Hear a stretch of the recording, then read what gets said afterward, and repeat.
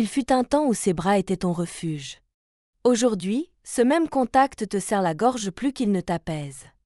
Tu l'aimes encore, peut-être, ou peut-être que tu aimes juste le souvenir de ce que vous étiez.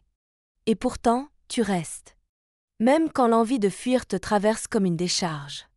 Tu as tout essayé. Parler. Supplier pour qu'il te remarque. Espérer que ça revienne. Mais rien ne bouge, rien ne change.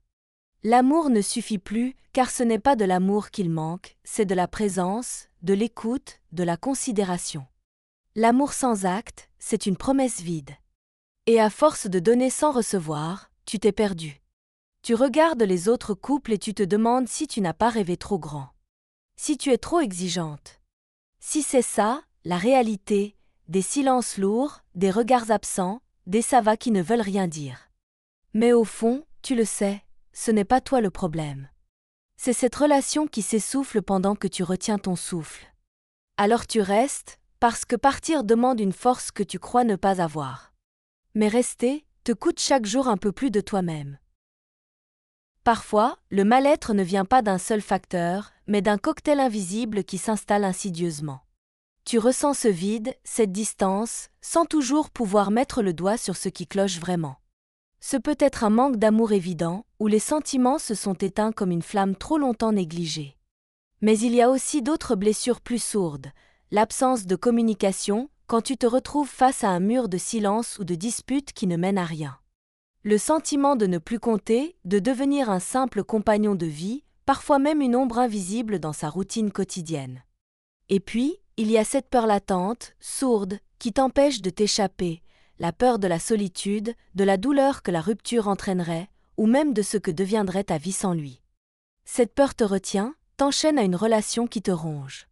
Comprendre ses racines est la première étape pour ne plus te perdre dans ce tourbillon.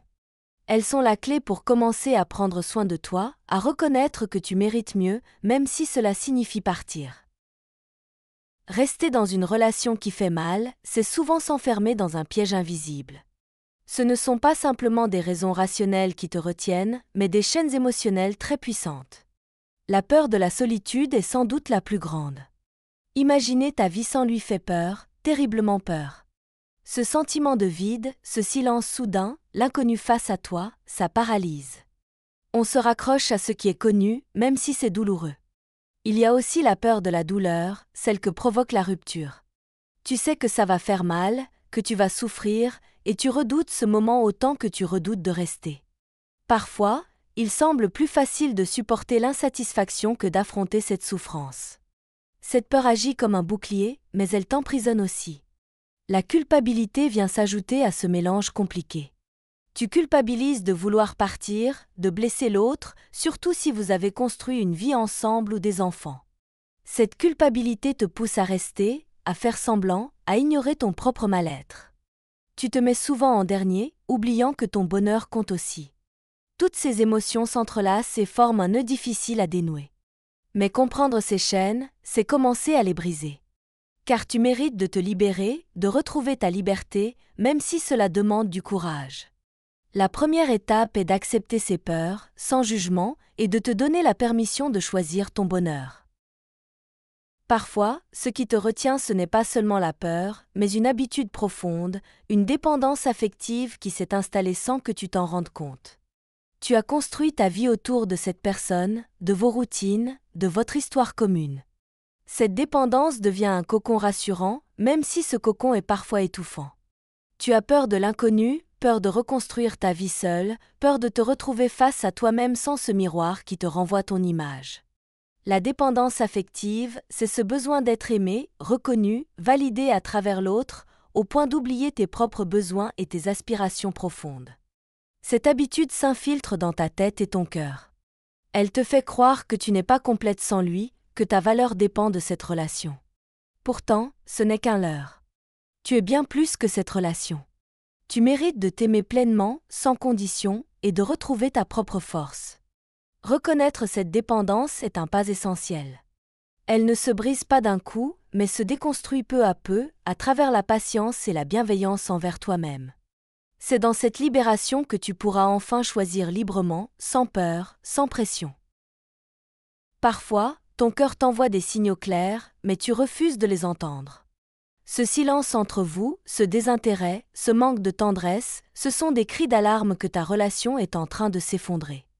Tu sens que tu n'es plus sa priorité, que vos moments ensemble deviennent rares et sans saveur. Tu évites les discussions, tu fuis les rendez-vous, tu t'éloignes peu à peu.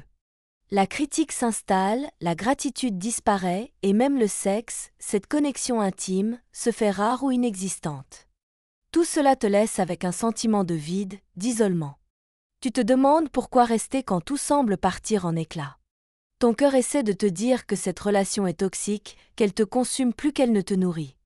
Le mépris s'installe, les silences deviennent pesants, vous vivez côte à côte sans vraiment vous voir. Cette vie parallèle, cette distance émotionnelle, ce sont des signes qu'il est temps de te poser les bonnes questions.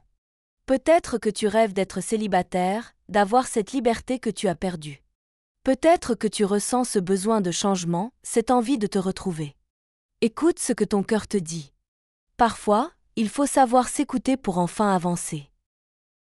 Prendre conscience que tu es enfermé dans un cycle qui te fait souffrir est une étape essentielle. Mais comment sortir de cette spirale sans se perdre soi-même? Le premier pas, c'est d'arrêter de te blâmer. Ce n'est pas ta faute si la relation a changé, si l'amour s'est estompé. Ce n'est pas un signe de faiblesse de vouloir te libérer. Ensuite, il faut apprendre à t'écouter vraiment, à reconnaître tes besoins et tes envies profondes. As-tu encore envie de te battre pour cette relation? Ou es-tu prête à te choisir, même si cela signifie faire face à l'inconnu, à cette peur qui t'étreint le ventre? La réflexion doit être honnête et sans jugement. Peut-être qu'une conversation avec ton partenaire pourra clarifier certaines choses, ou peut-être que le moment est venu de prendre une décision plus radicale. L'important, c'est que ce choix vienne de toi, pas de la peur, de la culpabilité ou de la pression extérieure. Enfin, il est vital de te rappeler que ta valeur ne dépend pas de cette relation. Tu es entière, complète, avec ou sans lui. Briser ce cycle, c'est retrouver ta liberté, ton pouvoir de décider, et surtout, ton droit au bonheur. Ce chemin est difficile, mais il est le seul qui mène vers une vie où tu es en paix avec toi-même. Et si ce malheur que tu ressens aujourd'hui n'était pas une fin, mais un nouveau départ? Partir ne signifie pas perdre, mais au contraire, se retrouver. Tu n'as pas à porter ce poids toute seule, ni à sacrifier ton bonheur pour la peur ou la culpabilité. Ce chemin vers toi-même sera parfois difficile, mais il sera aussi rempli de découvertes, de forces retrouvées et de liberté. Tu as en toi ce pouvoir de renaître, de choisir la paix et la joie. C'est le moment de t'écouter, de t'aimer et de te donner la priorité. Tu n'es pas seul. Et ce nouveau chapitre, il commence maintenant, avec toi.